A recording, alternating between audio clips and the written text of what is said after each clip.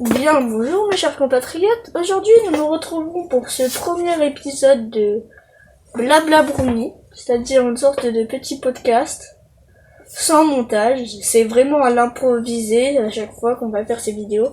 Ce sera une petite série où on va blablater de plein de choses différentes. Ouais.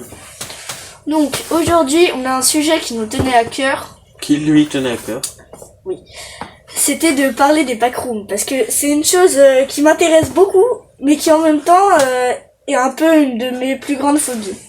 Donc j'avais envie de discuter de ça parce que ça me semblait plutôt intéressant. Je te propose que tu ouvres la conversation. Non mais je sais pas, c'est toi qui voulais en parler, moi je connais pas grand chose sur les backrooms. En tout cas moi j'y suis jamais allé. Hein. Moi non plus. Et je suis bien content. Mais... Pour ceux qui savent pas, les backrooms, c'est une sorte de... C'est si jamais tu passes trop de temps à jouer aux jeux vidéo ou des choses du genre, et bah tu peux te retrouver dans ce qu'on appelle des backrooms. C'est-à-dire c'est un peu un jeu vidéo, mais dans la réalité. Et ou si tu meurs, bah tu meurs vraiment. moi j'ai des copains au collège qui sont allés dedans. Mais oui. Non mais ils m'ont dit que en fait on pouvait tomber dedans. Genre si par exemple à un moment donné tu tombes, et ben après même ayant touché le sol, après tu continues à tomber et t'arrives dans les backrooms. Enfin c'est ce qu'ils m'ont dit. Ouais. Enfin, je pense qu'ils mytho mais bon. Bah de toute façon c'est une légende urbaine les backrooms. En tout cas, d'après Google Maps, les backrooms, c'est une île au-dessus du pôle Nord, en dessous de l'Amérique du Sud. Non, pardon, au-dessus du pôle Sud, pas du pôle Nord. Parce qu'au-dessus du pôle Nord, ça n'existe pas, n'est-ce pas? Donc pour ceux qui savent, bon, les backrooms, le premier niveau c'est bien sûr le plus connu. C'est une sorte d'endroit plutôt froid. De toute façon, vous avez vu dans la miniature normalement. C'est une sorte d'endroit avec une ambiance très froide, avec une tapisserie sur les murs, très jaune, un peu qui te met mal à l'aise, éclairé au néon, une ambiance très froide. Et à l'intérieur, tu retrouves des sortes de monstres glitchés. Et ce qui personnellement me fait le plus peur dans ça, c'est la chose d'être seul, mais vraiment seul au monde.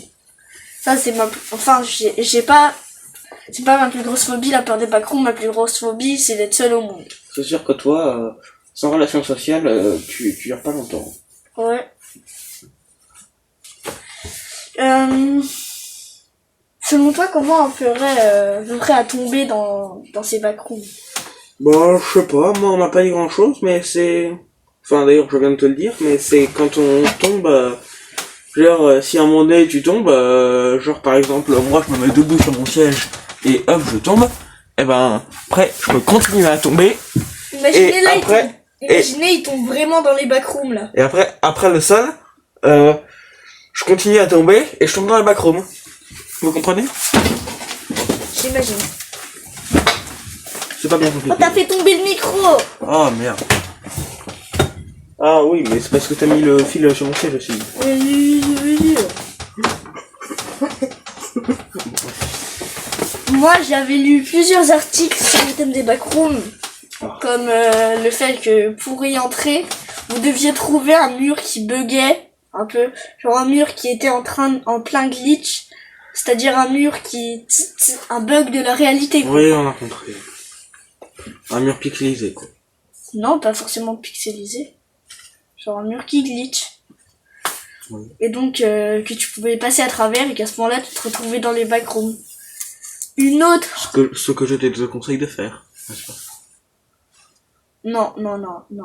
Et sachant qu'il y a plus de 10 000 niveaux, je crois, dans les backrooms. Donc selon moi, tu mettrais quand même des années à réussir de t'en sortir, quoi. Oui, bah, c'est ce que je viens de dire, je te déconseille de le faire. Oui, voilà.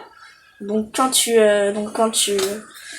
t'as la malchance de t'y retrouver, bah tu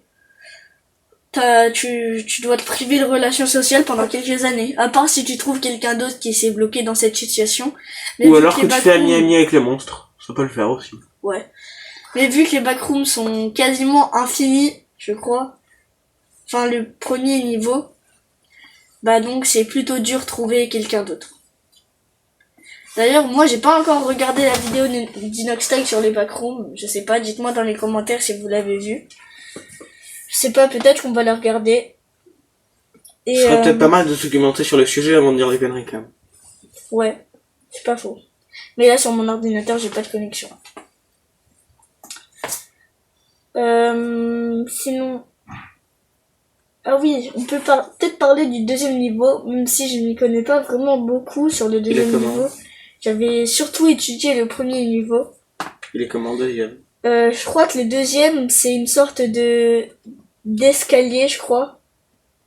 Enfin, un endroit avec des, tu sais, des petites, les petites briques lisses, là, que tu mets dans les salles de bain, par exemple. Un faux? Non, les petits trucs comme ça, et t'en mets plein comme ça. Ah, des carrelages. Oui, des carrelages, voilà. Des carreaux. Plein de carreaux sur les murs, et t'as de l'eau plein par terre. Et donc je crois que c'était le deuxième niveau, ça. Je sais pas s'il y a des... Ça fait très hôpital désaffecté. Ouais, ça fait plutôt hôpital désaffecté. Après, t'as aussi un aspect très dreamcore dans les backrooms.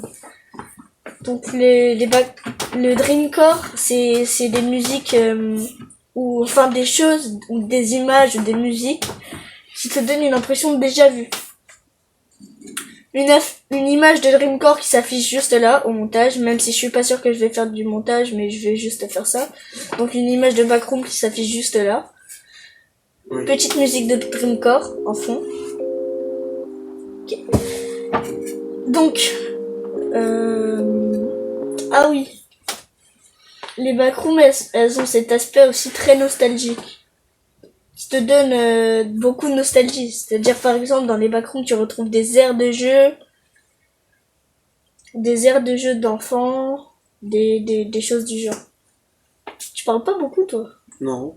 Bah comme je te l'ai dit, je suis pas très documenté sur le sujet. Bah du coup t'écoutes. Oui, j'écoute. Le prochain épisode ce sera surtout toi qui parleras, je crois. A priori oui, d'après ce qu'on a décidé.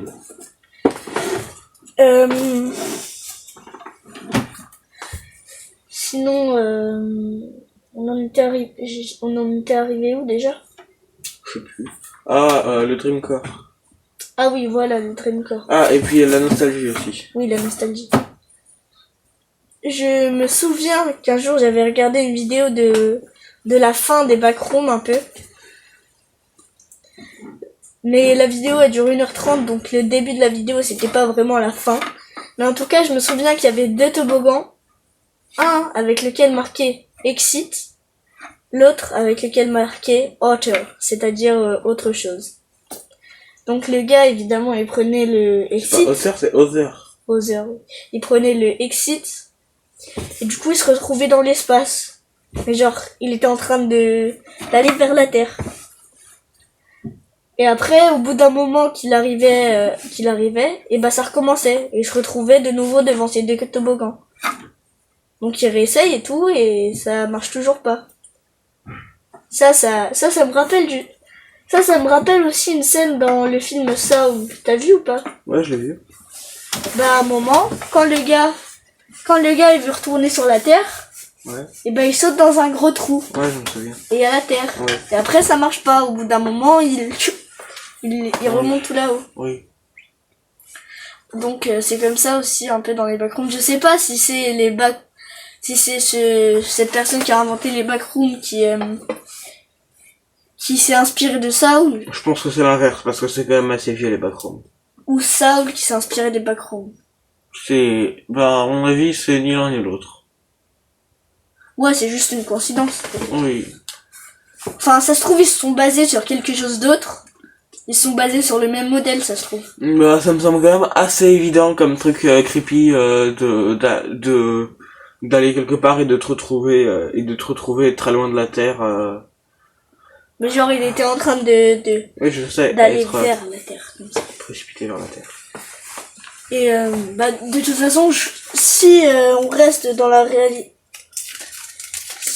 si on est réel, et bah il serait mort. Mais là, vu qu'on est dans les backrooms, enfin je sais pas si ça aurait vraiment été la sortie Donc peut-être qu'à ce point-là, qu'il aurait fait tout ça pour juste se retrouver à crever à cause du choc où il arrive sur la Terre. Ou Ça